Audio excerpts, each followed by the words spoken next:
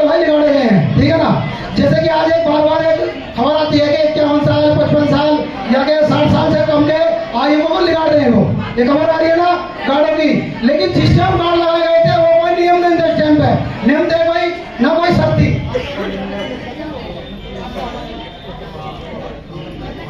ये परवीन स्वागत करेंगे हमारा मौलाना साहब का।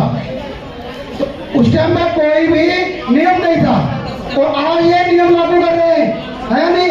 तो बताओ, ना तो हमें कोई सर्टिफिकेट दिया, ना कोई नोटिस दिया, कोई नियम कैसे मान ले।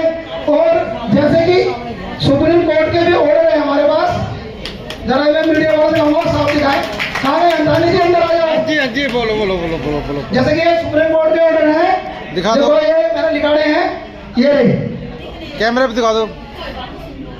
ये स्थाई और स्थाई को बराबर सैलरी मिलेगी, बराबर उनको मिलेगा।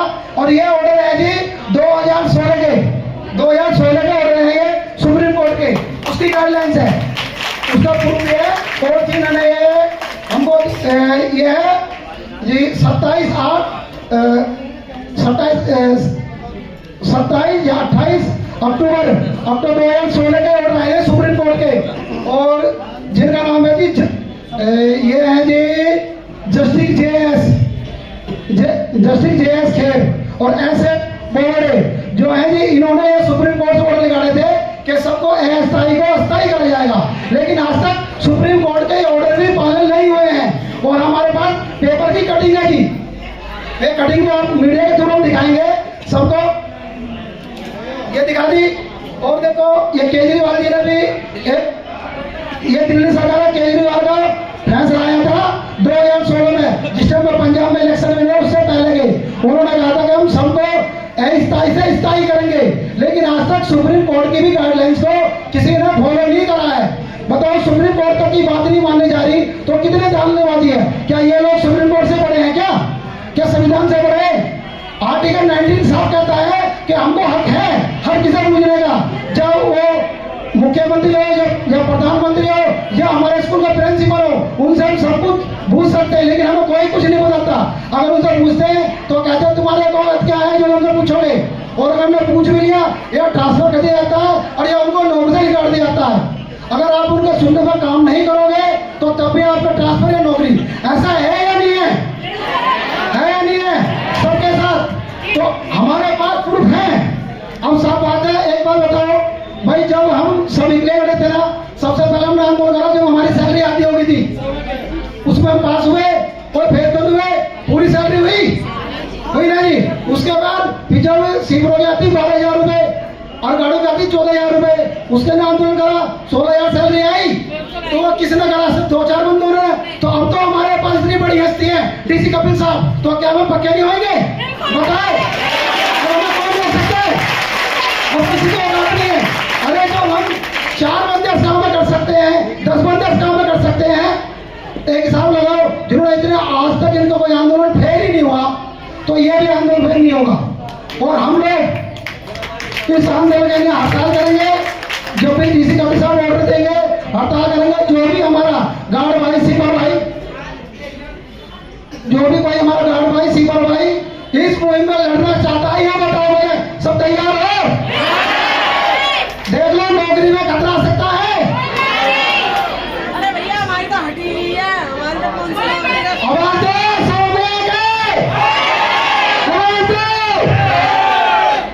तो ये जानना लो, आपको पता है इसमें आपको सब कुछ झेलना पड़ सकता है। उदाहरण आपका मेरे सामने, आपको पता मेरे को केस भी होगा, जेल भी चला गया और ट्रांसफर भी हो गया।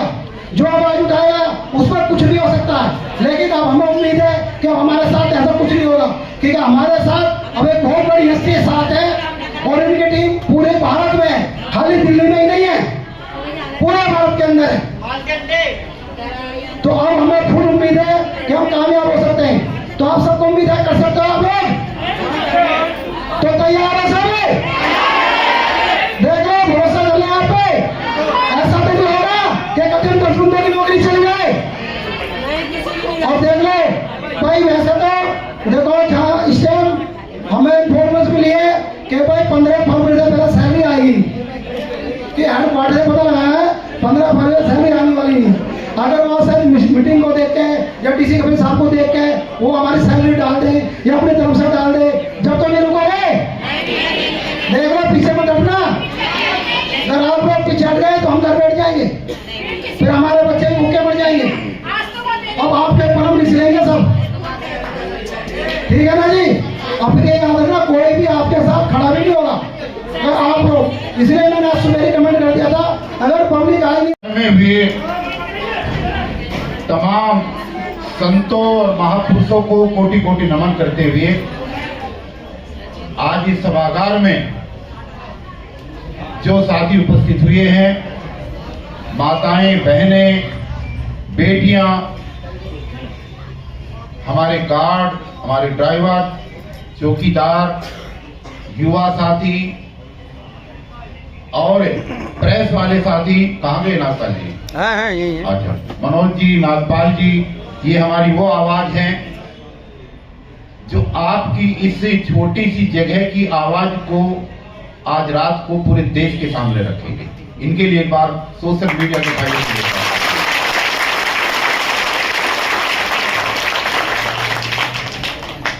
ये ऐसी ताकत है जिस ताकत की वजह से आपके मुद्दे हल होते हैं, सरकारें डरती हैं, गरीबों को न्याय मिलता है। देखिए, मैं आपकी मीटिंग में आज तीसरी बार आ रहा हूं। एक साल पहले भी यहीं पर मीटिंग हुई थी। पहली हमारे कुछ साथी आए थे यहां पर, हमने कुछ बातें आपको बताई थी, लेकिन उन बातों को नजरअंदाज करके हमारे कुछ साथियों ने यहां पर मीठी मीठी बातें करी, कुछ फार्म भरवाए और ये वादा किया कि 2 दिन के अंदर तुम्हारा काम करवा देंगे। तो दिन याद है मेरे को, मैंने लोगों को समझाया भी था उस समय, लेकिन जो मीठी और चुपड़ी चुपड़ी बातें होती हैं वो ज्यादा जल्दी समझ में आ जाती हैं और कड़वी बातें समझ में नहीं आती। 2 दिन निकल गए, 4 दिन निकल गए, महीना निकल गया, लेकिन हुआ कुछ नहीं। यहां पर सवाल इस देश का दुर्भाग्य यह है कि जब लोग 8वीं में 10वीं में फेल हो जाते हैं पढ़ाई के टाइम पे, तो वो सफेद कुर्ता पजामा पहन के नेतागिरी में आ जाते हैं और उनको पता खुद का कुछ नहीं होता। वो पूरे दिन लोगों के बीच में जाते हैं, उनको बरगलाने की कोशिश करते हैं,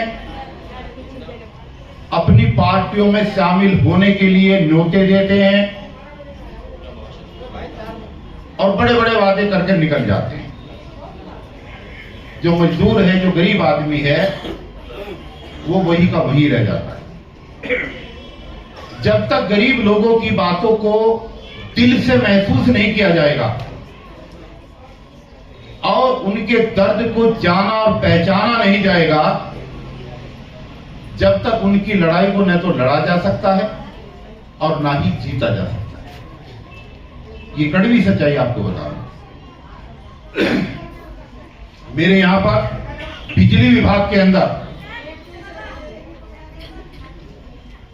25,000 कर्मचारी आपके ही जैसे काम करते हैं और उनका काम, जो कि बिजली का काम है, खंबे पर काम करते करते लोगों की मौत हो जाती है, क्योंकि खतरनाक काम होता है। एक जगह भी गलत हाथ लग गया, गलत करंट आ गया तो तुरंत आदमी की जान चली जाती है। मंगलवार के दिन कुछ लोग 20-20 रुपए इकट्ठे कर रहे थे। मैं ये सोच रहा था कि शायद मंगलवार का वहां पर प्रसाद बांटा जाता था, उसके लिए ये पैसे इकट्ठे किए जा रहे हैं। बाद में पता लगा कि एक लाइनमैन की खंबे से गिर करके डेथ हो गई है और विभाग और कंपनी की तरफ से उसके दाह संस्कार के लिए पैसे नहीं दिए जाते। तो आपस में जो उसके यार दोस्त उसके साथ में कर्मचारी काम करते थे, वो आपस में चंदा इकट्ठा करके उसके दाह संस्कार के लिए पैसे इकट्ठे करते थे। एक दर्दनाक बात भाई, जहां पर आप लोग काम करते हैं, आप सुबह घर से निकलते हैं, शाम को वापस लौटते हैं। जब तक आप अपनी ड्यूटी पर अपने स्कूलों में रहते हैं, सिर्फ वही आपकी ड्यूटी नहीं है। आपकी ड्यूटी उस समय शुरू हो जाती है जब आप अपने घर से अपनी ड्यूटी के लिए निकलते हैं, और ड्यूटी स्कूल में खत्म होने के बाद जब तक आप सुरक्षित रूप में अपने बच्चों के पास नहीं पहुंच जाते, जब तक आप उस ड्यूटी का हिस्सा है या नहीं है। अगर ये घर से लेकर के स्कूल तक या स्कूल से चलने के बाद में घर पहुंचने तक अगर किसी कर्मचारी के साथ, किसी भाई के साथ, किसी बहन के साथ कोई रास्ते में हादसा हो जाता है, कोई एक्सीडेंट हो जाता है, कोई डेथ हो जाती है, कोई हाथ पैर कट जाता है, तो उसका जिम्मेदार कौन है? असली रूप में उसका जिम्मेदार वो स्कूल है जहां पर आप नौकरी करने गए थे और जहां से नौकरी खत्म करने के बाद आप अपने घर जा रहे। सही बात है या नहीं है? लेकिन गरीब लोगों को कानूनी तौर पर इन चीजों का पता नहीं होता, इसलिए जो सरमाएदार लोग होते हैं, जो पैसे वाले लोग होते हैं, वो ये सोच करके गरीब आदमी कर क्या लेगा, उसको 1 रुपए की सहूलियत नहीं देते। जब हमें इस बात का पता लगा, जहां से मैंने बात शुरू करी, तो मैंने उन लड़कों को अपने दफ्तर में बुलाया। उस टाइम पे मैं अपने डिपार्टमेंट में जनरल मैनेजर का 3.5 लाख रुपए मेरी सैलरी थी। मैंने उनको समझाया कि तुम्हें तुम्हारे अधिकार जब तक नहीं मिलेंगे, जब तक तुम मजबूती के साथ इकट्ठा होकर के आंदोलन नहीं करोगे। वही बात जो यहां पर अभी हो रही थी, लोगों ने कहा कि सर हम इकट्ठा तो हो जाएंगे, लड़ भी लेंगे, लेकिन हमें अगले ही दिन ये कहा जाएगा कि कल से ड्यूटी मत आना। और जब गरीब आदमी के रोज कमाने रोज खाने वाले व्यक्ति के पीछे परिवार जुड़ा हुआ होता है और उसको यह कह दिया जाए कि कल से ड्यूटी मत आना, तो उसके लिए सरवाइव करना अपने लिए बहुत मुश्किल होता है, क्योंकि नौकरी आज है नहीं और घर बैठ गए तो 2 पैसे कहां से आए। इसलिए आदमी की हिम्मत जवाब दे जाती है।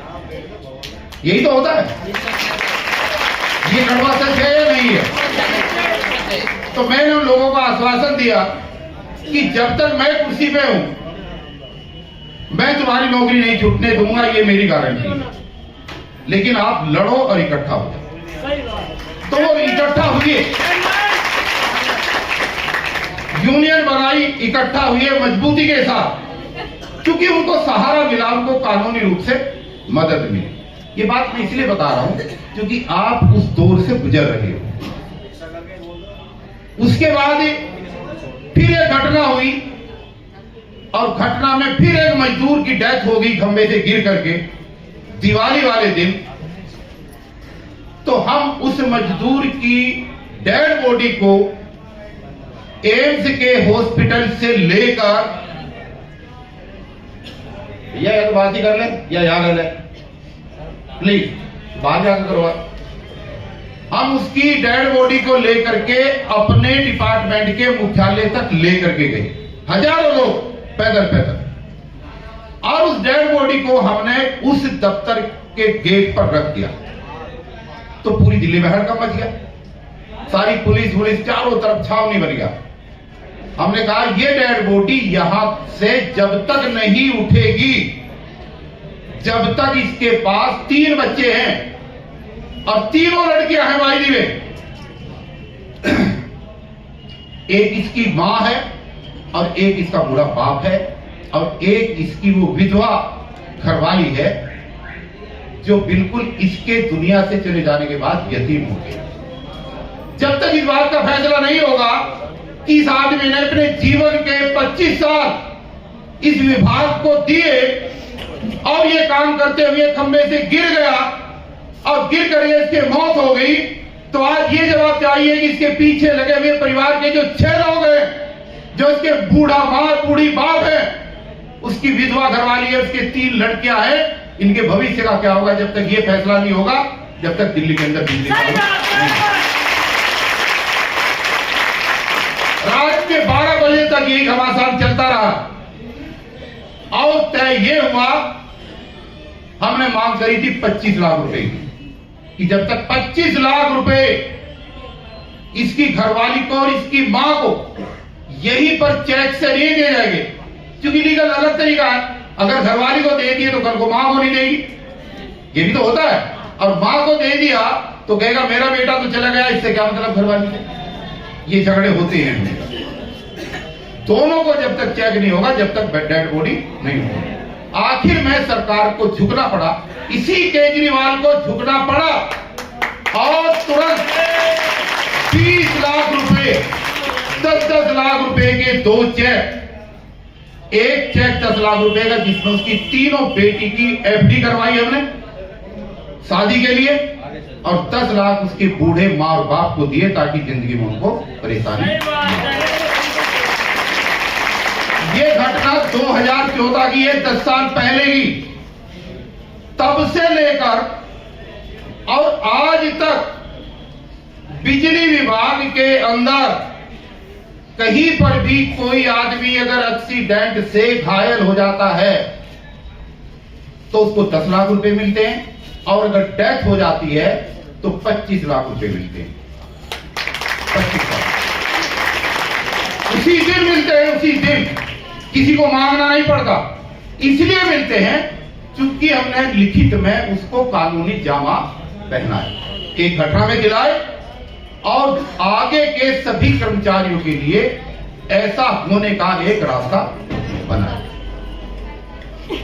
फिर सैलरी बढ़ाने का मामला आया तो मैंने वहां के कर्मचारियों को 3,500 रुपए सैलरी मिलती थी, 3,500 रुपए, वो भी अंगूठा लगाकर, रसीदी टिकट पर अंगूठा लगाते थे ना पहले, जो पुराने लोग हैं उनको पता होगा, बैंक में ट्रांसफर बाद में होने लगे, उन सब की सैलरी बढ़वा करके 20,000 कराई। और आज हालात ये है कि बिजली विभाग के अंदर सब लोगों को 25-25, 30-30 रुपए सैलरी मिलती। उस घटना से खिन्न होकर, उस घटना से परेशान होकर भाई साहब केजरीवाल साहब ने, दिल्ली के मुख्यमंत्री अरविंद केजरीवाल जी ने बुला करके मुझे ये कहा, ये वीडियो बन रही है, पूरा देश देखेगा, मैं झूठ नहीं बोल रहा, कि कपिल जी 2 ही रास्ते हैं, या तो आप नौकरी पे नहीं रहोगे और ये आप, या फिर आप ऐसे कोई डिसीजन नहीं लोगे जिसकी वजह से सरकार को नुकसान होगा। ये बात उसने कही तो मैंने उसी के मुंह पे, उसी के घर में, जैसे आप लोग हो ना सारे वहीं पर थे लड़के, सारी महिलाएं, मैंने कहा कल नहीं केजरीवाल जी आप आज नौकरी से निकलवा दो, लेकिन 25,000 कर्मचारियों के साथ अन्याय नहीं होने दूंगा, इनको न्याय। और यही हुआ, मेरी 500 गज की कोठी रातों रात खाली करा ली, मेरे को टर्मिनेट कर दिया, 3.5 लाख रुपए की सैलरी चली गई, मुझे जो मेडिकल सुविधा मिलनी चाहिए थी वो खत्म कर दी, मुझे जो पूरी जिंदगी का टर्मिनल बेनिफिट रिटायरमेंट के टाइम पे मिलता था, मिलना चाहिए था, 4 करोड़ रुपए, वो खत्म कर दिया। लेकिन मेरा से कितना भी नुकसान हुआ, मुझे आज इस बात का फख्र है कि मैंने 25,000 कर्मचारियों के बच्चों का भविष्य सुधार दिया जो पढ़ नहीं सकते। और ये बात मैं आपको भी कह रहा हूं, उनको भी कहा था कि हम आपकी लड़ाई नहीं लड़ने आए, गलतफहमी का शिकार मत रहना।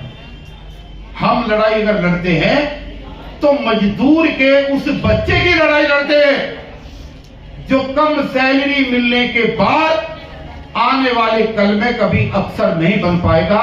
मजदूर का बच्चा हमेशा मजदूर ही रहेगा। किस व्यक्ति को आज 15,000 या 16,000 रुपए सैलरी मिल रही है, उन सबके अपने मकान नहीं है।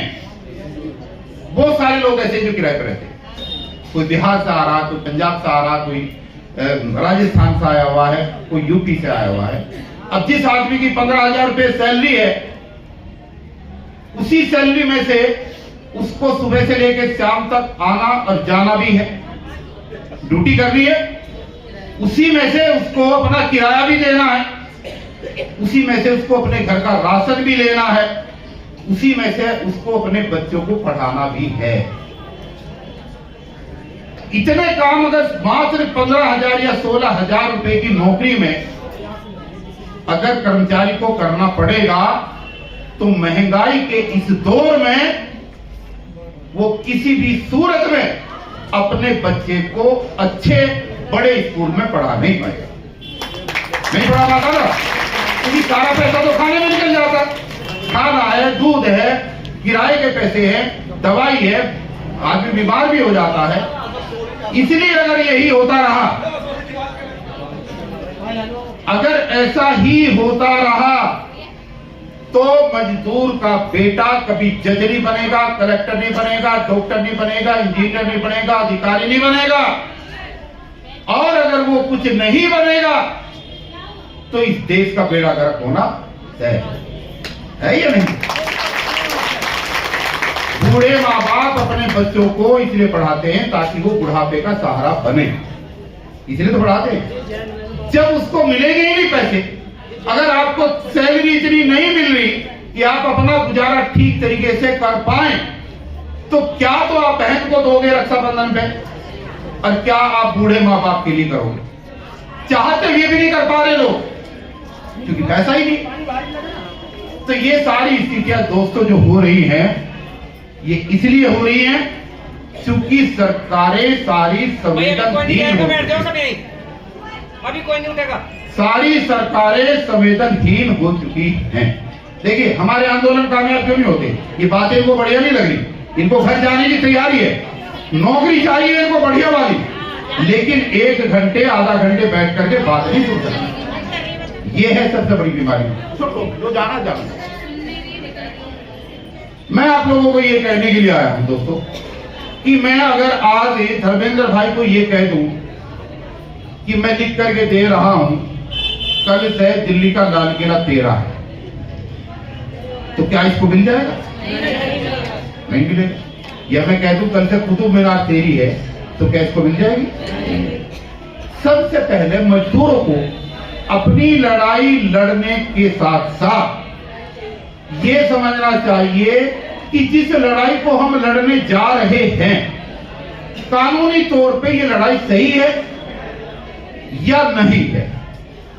अगर हम कानूनी तौर पे सही लड़ाई लड़ेंगे तभी तो जीत पाएंगे, और कानूनी तौर पे अगर सही लड़ाई नहीं लड़ेंगे, दीवार में टक्कर मारेंगे, तो हमारा सिर फूटेगा, हमारा मतलब हल नहीं होगा।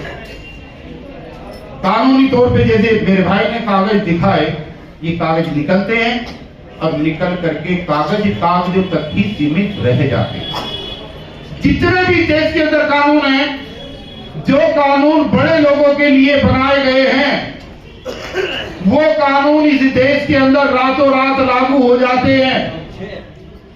आपने बहुत बार देखा होगा, नेता रात को 12 बजे कोर्ट खुलवा लेते हैं, क्योंकि उनके हक का मामला होता है।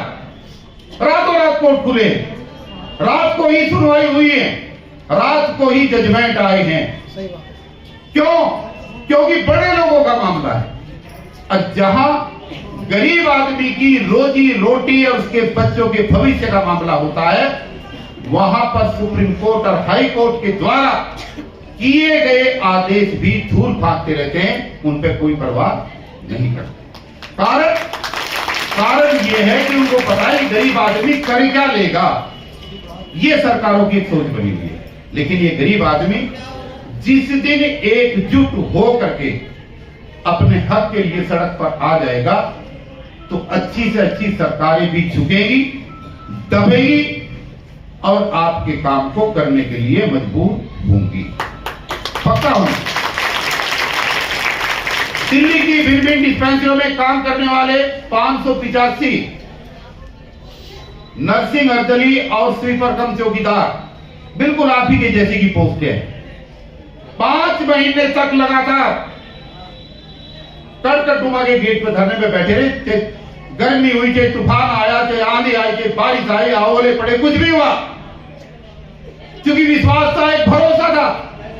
अब पहले ही मैंने उनको यही समझाया था जो आज आपको समझाने की कोशिश कर रहा हूं कि जीवन में अगर घड़ा खरीदने भी जाते हो तो घड़े को बजा करके देखते हो उसमें कहीं पानी तो नहीं टपक रहा है। करते हो नहीं करते, जब तो देते हो पैसे। इस देश में, दुनिया के अंदर अगर सबसे बड़ा रिश्ता है ईमानदारी का, भरोसे का है। अगर भरोसा करोगे, अगर भरोसे के आधार पर एक्ट करोगे, अगर भरोसे के आधार पर चलोगे और आंदोलन करोगे, तो मैं ईश्वर को साक्षी मान करके ये विश्वास दिलाता हूं सभी माताओं, बहनों, भाइयों को, किसी की नौकरी नहीं छूटेगी। और नौकरी नहीं, आपको 50,000 रुपए से ज्यादा की सैलरी पे में पक्का करा करके दूंगा। उन लोगों को मैंने वादा किया था, जितने दिन तक धरने पे रहे, धरने के दिन पर बैठने वाले दिनों की उनको सारी सैलरी दिलवाई। जब से वो आए थे उनका ईपीएफ नहीं मिल रहा था, सारा ईपीएफ की कैलकुलेशन चल रही है। एक एक कर्मचारी के कम से कम 5-5 लाख रुपए ईपीएफ के बैठेंगे जो सरकार दबाए बैठी थी, उसके ऑर्डर हो गए। दिल्ली सरकार के स्वास्थ्य मंत्री को इस कदर झुका दिया कि दिल्ली का स्वास्थ्य मंत्री खुद धरने पर आए, सौरभ भारद्वाज जी, और आकर के वहां पर ऑर्डर दे करके गए कि दिल्ली की केजरीवाल सरकार ने आपके आंदोलन को देखते हुए, आपको सही जायज मांगों को देखते हुए आपको पक्का करने के आदेश कर दिए।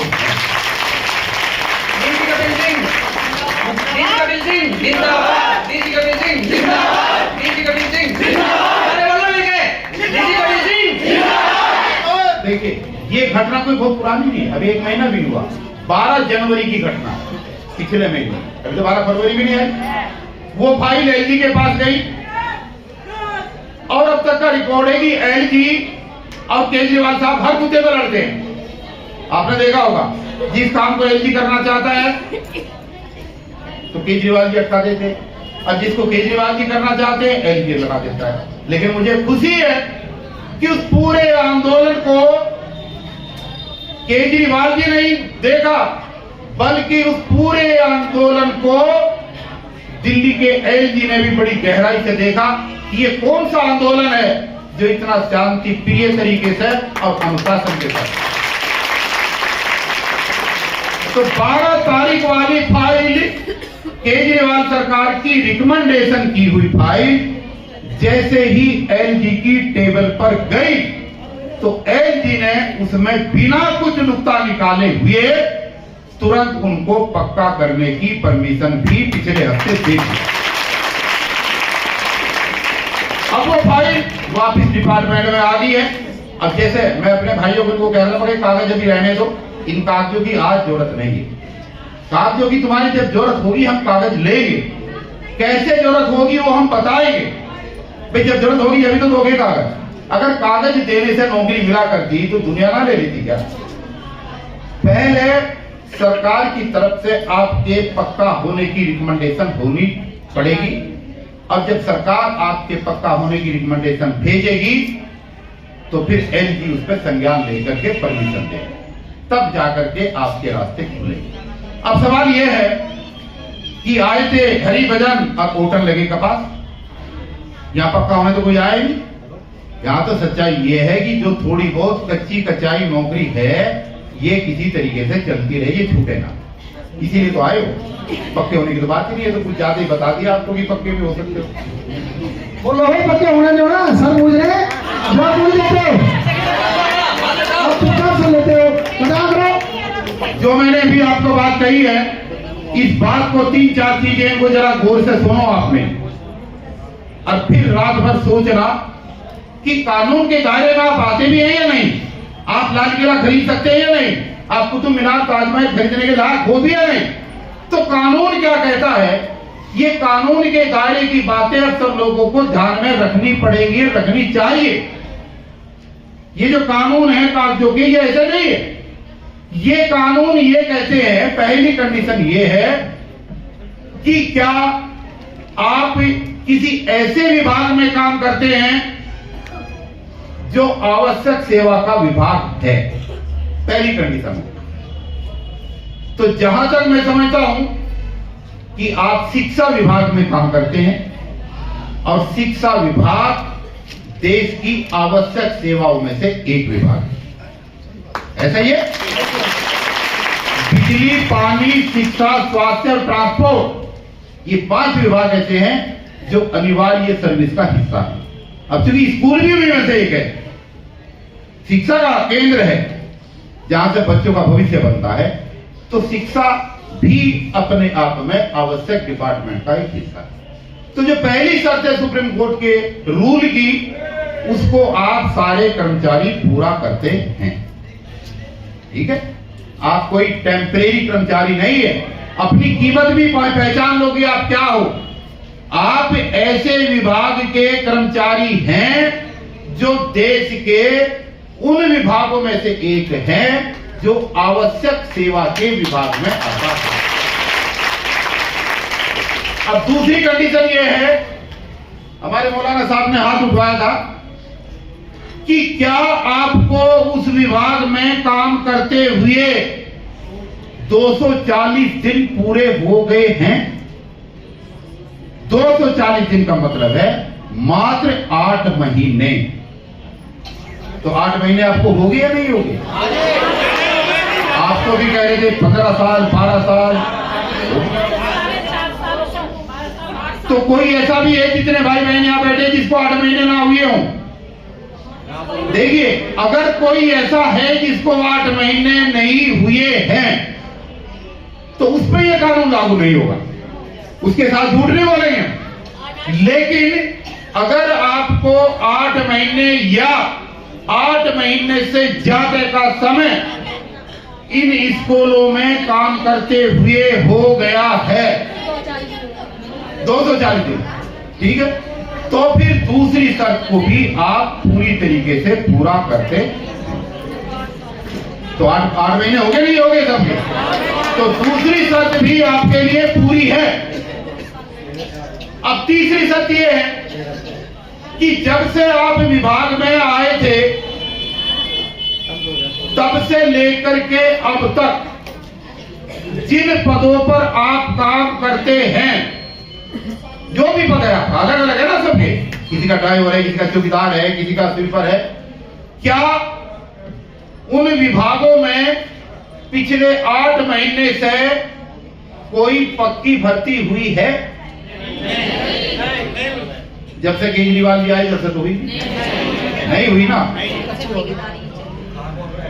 तो ये तीसरी शर्त जो है सुप्रीम कोर्ट के आदेश की लीगल स्टेटस की तीसरी शर्त यह है कि जब से आप नौकरी पे लगे हैं, मान लिया चौकीदार है, तो क्या जब से आप लगे हैं, जब से ऐसा तो नहीं कि कोई भर्ती हुई हो, तो भर्ती हुई नहीं, तो तीसरी शर्त भी आपके लिए पूरी। अब चौथी शर्त यह है कि जिस पद पर आप काम कर रहे हैं, क्या लिखने में, पढ़ने में, शैक्षिक योग्यता में क्या आप उसके हकदार हैं? भाई 8वीं पास है या 10वीं पास है, ऐसे लिया होगा ना आपको, कुछ ना कुछ आधार पे तो लिया होगा। चौथी शर्त ये होती है, किसी से कुछ नहीं, किसी से लिया, किसी से नहीं, किसी से कुछ भी नहीं लिया, किसी से नहीं लिया, कुछ नहीं लिया ना। अगर नहीं लिया, सुनो, नहीं लिया, किससे लिया बताओ, किससे लिया? पहले सुनो, भैया नहीं लिया। अगर नहीं लिया और फिर भी काम कराया तो इसका मतलब यह है कि उस काम को आप अच्छी तरीके से करना जानते हैं, ठीक है। तो ये चारों शर्त हैं, ये चारों शर्त आपके ऊपर पूरी उतरती है।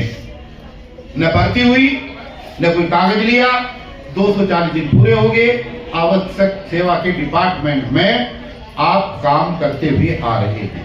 अब जो लास्ट कंडीशन होती है वो ये होती है कि क्या उन पदों पर आज वैकेंसी खाली है, ये लास्ट शर्त होती है जो इंपॉर्टेंट है। तो ये मैं दावे के साथ कहता हूं, आपको तो नहीं पता, ये हम आरटीआई के माध्यम से ये साबित कर चुके हैं और फिर कर रहे हैं कि आज पिछले 9 साल से केजरीवाल की सरकार में कोई पक्की भर्ती नहीं हुई है। इसलिए जिन जगह पे इन लोगों को, कच्चे कर्मचारियों को जबरन काम कराया जा रहा है, वहां पर इनकी जरूरत है। अगर इनकी जरूरत ना होती तो इनको ड्यूटी पर ना रखा जाता, वहां पर पोस्टें खाली पड़ी हुई हैं। किसी का तो 5 शर्तें हैं सुप्रीम कोर्ट की और उन 5 को आप पूरा करते हैं। ये बात मैं इसलिए कह रहा हूं कि जिसने भी आपको रखा हुआ है, जो भी आपका ठेकेदार है, जो भी आपका सुपरवाइजर है, वो कोई आपको ड्यूटी दे करके रहम नहीं कर रहा है और उसकी हिम्मत नहीं है कि वो आपको ये कह दे कि कल से ड्यूटी पे मत आना। अगर किसी सुपरवाइजर ने, किसी भी अधिकारी ने इन तमाम स्कूलों के सभा कर्मचारियों को कहीं पर यह कहा कि कल से ड्यूटी मत आ जाना, तो हम उसकी एफआईआर कराएंगे, उसको जेल भिजवाने का काम करेंगे। ये हमारा कानूनी अधिकार है। हमने अपने जीवन के 5 साल, 10 साल, 15 साल, 2 साल इस विभाग में सेवा करके दिए हैं। तो आज दुनिया की कोई ताकत नहीं है कि हमें बिना किसी रीजन के, हमारे कर्मचारी ने किसी को गाली दी हो तो बात अलग है, हमारे कर्मचारी ने कोई चोरी की हो तो अलग बात है, हमारे किसी कर्मचारी ने कोई गलत व्यवहार किसी बहन के साथ, किसी भाई के साथ किया हो तो एक अलग बात है। लेकिन बिना किसी कसूर के किसी ने अगर छुट्टी कर ली तो कल से नहीं आएगी, कोई भाई नहीं आया तो कल से नहीं आएगा। एक ड्यूटी देने के बाद तेरे को दूसरी ड्यूटी भी देनी है, बिल्कुल नहीं देनी है। तेरे दफ्तर में आग लगे, चाहे कुछ भी लगे, मेरी 8 घंटे की ड्यूटी पूरी हो रही है, मैं अपने घर जा रहा हूं, ठीक है। और अगर इन केस ऑफ इमरजेंसी, अगर विभाग को दूसरे शिफ्ट की ड्यूटी में उसकी जरूरत है तो दूसरी शिफ्ट में काम करने के अलग से पैसे देने पड़ेंगे। करेंगे, क्या चार्जिंग करा ले, तो घर भी तो सोना, वहां सो जाएंगे, लेकिन सोएंगे जब पूरी तनख्वाह डबल ड्यूटी की हमें मिलेगी, ठीक है। 8 दिन के अंदर एक अवकाश मिलना ये हमारा संवैधानिक अधिकार है, आप समझ लें सब लोग। 8 दिन में 1 दिन छुट्टी करना हमारा संवैधानिक अधिकार है। उस छुट्टी के पैसे दुनिया में कोई भी काट नहीं सकता, ठीक है। और जो कैलेंडर के अंदर तिथि है और उन तिथियों में जो बार द्वार आते हैं, होली है, दिवाली है, जन्माष्टमी है, भैया दूज है, उस दिन भी आपको दफ्तर में कोई जबरदस्ती नहीं बुलाएगा, बिल्कुल नहीं बुलाएगा। आज क्या कह रहे, बिल्कुल नहीं बुलाएगा। और अगर नहीं आओगे, पहले सुन लो, अगर नहीं आओगे और आपकी हाजिरी अगर बाई दिए किसी ने काट दी तो मुझे टेलीफोन करके बताना, मैं फिर जाकर के बात करूंगा कि कैसा। आपको मजबूती के साथ दोस्तों लड़ना पड़ेगा, आपको ईमानदारी के साथ लड़ना पड़ेगा, आपको कानून के दायरे में रह करके लड़ना पड़ेगा। ये कानूनी लड़ाई है। अगर आपने गलत हरकत करके कहीं पर जाकर हंगामा किया, रोड बंद करी, चौराहा बंद कर दिया, किसी का सिर फोड़ दिया, तो और उल्टा आपके ऊपर केस बन जाएगा, आपके लिए और दिक्कत बन जाएगी। कानून के दायरे में रह करके लड़ाई लड़ी जाएगी। भाई थोड़ा सुन लो प्लीज। देखिए, जब आपकी डिमांड का चार्टर ऑफ डिमांड जिस लेटर पैड पर बन करके जाता है तो अधिकारी पहले यह देखता है कि इस लेटर पैड के अंदर कौन कौन लोग पदाधिकारी हैं। सबसे पहले आदमी देखता है, जब उसको दिखाई देगा इसमें सुप्रीम कोर्ट के एडवोकेट भी हैं, इसमें डीसी कपिल जैसा जनरल मैनेजर भी है, इसमें पॉलिटिशियन और तमाम तरीके के बड़े बड़े लोग हैं, तो फिर आदमी एक्शन लेता हुआ 4 बार सोचता है कि मैं एक्शन लूं या ना। और देखो होता यह है, इसको बुरा मत मानना कोई भी मेरा भाई, जब हमारे ही बीच का कोई भाई अपना खून निकाल करके भी दे दे नेतागिरी में आपकी अगुवाई करते हुए, तो डिपार्टमेंट के अधिकारियों की नॉलेज में और नजरों में वो वहां का कर्मचारी ही रहता नहीं रहता। उसको सबक सिखाने के लिए सबसे पहले उसकी आर्थिक रूप से कमर तोड़ी जाती है। सबसे पहले क्या किया जाता है कि जो अगुवाई कर रहा है, कोई बहन कर रही है या कोई भाई कर रहा है, सबसे पहले क्या करते हैं कि सबसे पहले इसी को निकालो नौकरी से, बहुत ज्यादा कूद रहा है। होता नहीं होता? और जब उसको नौकरी से निकाल देते हैं, तो जिन लोगों को बुला करके वो मीटिंग में ले करके आता है, फिर वो लोग सोचते हैं अरे धर्मेंद्र तो नेता बन रहा था, यदि अपनी नौकरी नहीं बचा पाया तो हमारी क्या बचाएगा। होता नहीं होता? और वहां से क्या होता है कि पहली मीटिंग में अगर 1000 आदमी है, तो डर की वजह से दूसरी मीटिंग में 500 भी नहीं आ पाते, आधे डर जाते। और धीरे धीरे वो डर इतना गहरा हो जाता है कि सब पे हावी हो जाता है, और लोग अपनी रोजी रोटी को बचाने के लिए फिर हाथ जोड़ने लगते हैं अपने मैनेजरों से जाके कि सर जो आप कहोगे हम तो वही करेंगे। और देखो हम तो पहले भी नहीं जा रहे थे, हमें तो बावड़ा वो लेकर गया था, मतलब ले जाने वाले को और बावड़ा करने लगे। हमारा क्या मतलब उससे? हम तो लास्ट वीडियो को पहले मना किया था, हमें भी मरवा दिया। इसलिए तय कर लो, ये वो चीजें जो जीवन के 35 साल के अनुभव में हमने देखी है, सीखी है, बरती है। अगर आपको भी उसी लाइन पर चलना है, तो दुनिया में से जिसको भगवान कहते हो ना, अगर वो भी उतर जाएगा तुम्हारा भला कोई नहीं कर पाएगा। अगर कोई आपको कहता है कि तुम वहां मीटिंग में क्यों गए थे, तो ये मत कहना कि धर्मेंद्र ने बुलाए थे, ये कहना कि मेरा अधिकार है, मैं कल भी गई थी और कल भी जाऊंगी, तू रोक कर दिखा दिया, तू रोकेगा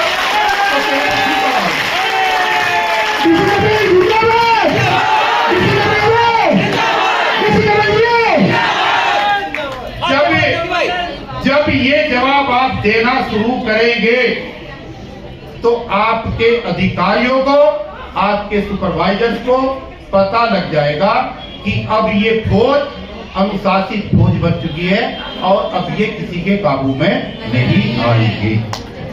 और दूसरी बात, एक बात जरूर चाह रहा हूं आपसे, देखिए जो मैंने बात बताई है बिल्कुल सही बताई। एक स्लोगन है हमारे ठेकेदारी हटाओ राष्ट्रीय संयुक्त मोर्चा का, उसको सुन लो पहले दिन, कल को गड़बड़ करोगे तो बिल्कुल नहीं आएंगे हम आपके। और वो स्लोगन है, भाई भी सुन लो, बहनें भी सुन लो, एक पर हमला तो सब पर हमला।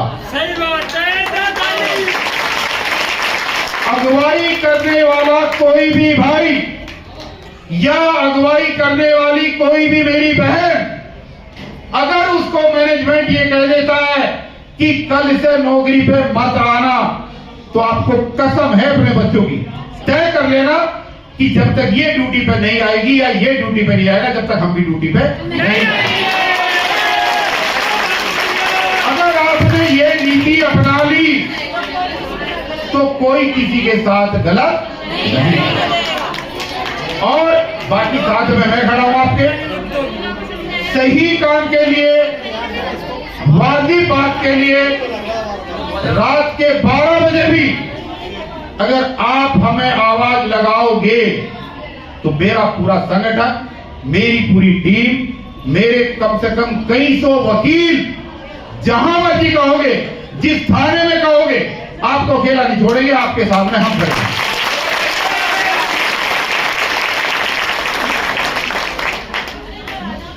मजदूर का जो सबसे बड़ा गड़बड़ होता है वो भी मैं बता दूं, क्योंकि मैंने बताया ना भी बिजली वालों का, जब तक सैलरी कम थी सुन लो भाई, तुम भी कल इसी से गुजरोगे।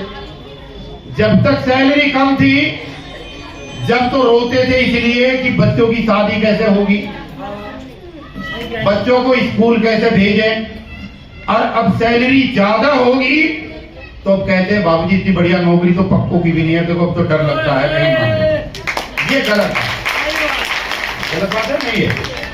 होना ये चाहिए कि जिस दिन आपका काम हो जाएगा तो उसी दिन आप लोगों को उन भाई और बहनों के भी बहते हुए आंसुओं को पहुंचना है जो आज तुम्हारी जैसे तुम आज हो, जो उनकी नौकरी है, वहां पर हम सब लोग चलेंगे और उनको भी राहत दिलाएंगे। यही बात मैंने 585